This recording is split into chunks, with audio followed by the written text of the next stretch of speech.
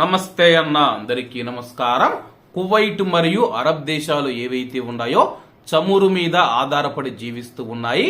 రాబోయే రోజుల్లో మనం చూసుకుంటే చమురుకు డిమాండ్ తగ్గడం, అలాగే ఎలక్ట్రికల్ వాహనాలు ఏవైతే ఉన్నాయో బ్యాటరీ వాహనాలు వాటి వైపు అయితే రాబోయే రోజుల్లో భవిష్యత్తులో మనం చూసుకుంటే అవి ఎక్కువగా కొనుగోలు చేస్తూ ఉండడంతో రాబోయే రోజుల్లో చమురుకు డిమాండ్ తగ్గుతూ ఉందని చెప్పేసి గల్ఫ్ దేశాలు ఇప్పుడే పసిగడుతూ ఉన్నాయి. కువైట్ దేశం కూడా చూసుకుంటే ప్రస్తుతం డబ్బులు పుష్కలంగా ఉంది. అలాగే దీపం ఉండగానే ఇల్లు చక్కదిద్దుకోవాలంటారు కదా, ఆ విధంగా కువైట్ దేశం కూడా టూరిజాన్ని అభివృద్ధి చేయాలని చెప్పి భావిస్తూ ఉంది. ఎందుకంటే గాని డిసెంబర్ లో మనం చూసుకుంటే కువైట్ లో గల్ఫ్ కప్ అయితే జరిగింది. ఆ యొక్క గల్ఫ్ కప్ కు విదేశాల నుంచి దాదాపు 70,000 మంది కువైట్ దేశానికి వచ్చారు. కువైట్ దేశానికి వచ్చిన తర్వాత ప్రతి ఒక్క రంగంలో అయితే లాభాలు అయితే చూడడం జరిగింది.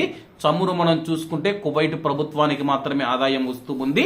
అలాగే టూరిజం మనం చూసుకుంటే ప్రతి ఒక్క రంగం, అది ఫుడ్ కావచ్చు, ఫ్లైట్ టికెట్లు కావచ్చు, అలాగే రవాణా వ్యవస్థ కావచ్చు, హోటళ్లు కావచ్చు, ఏది చూసుకున్నా సరే కానీ, షాపింగ్ మాల్స్ కానీ, జమ్మియాలు కానీ, ఏవి చూసుకున్నా కానీ అన్ని రంగాలలో అయితే లాభాలు వస్తాయి. కాబట్టి టూరిజం వైపు కువైట్ దేశం అయితే మొగ్గు చూపుతూ ఉంది. ఇందులో భాగంగానే రాబోయే రోజుల్లో చట్టాలలో మార్పులు తీసుకొని రావడానికి కువైట్ దేశం సిద్ధమవుతూ ఉన్నట్లు నిపుణులు తెలుపుతూ ఉన్నారు. ప్రస్తుతం చట్టాలలో మార్పులు తీసుకొని రాకపోతే కానీ కువైట్ లో టూరిజం అభివృద్ధికి పెద్ద ఆటంకంగా మారుతూ ఉందని చెప్పేసి, ప్రస్తుతం టూరిజం అభివృద్ధి చేయాలంటే కానీ, అలాగే యుఏఈ కానీ ఇతర దేశాలలో మనం చూసుకుంటే కానీ టూరిజం ఉన్న దేశాలలో మద్యపానం తప్పనిసరిగా ఉండాల్సి ఉంటుంది. ఆ యొక్క మద్యపానం పైన నిషేధం ఎత్తివేయాల్సి ఉంటుంది. ఇది సాధ్యమవుతుందా లేదా అనేది వేచి చూడాల్సి ఉంది.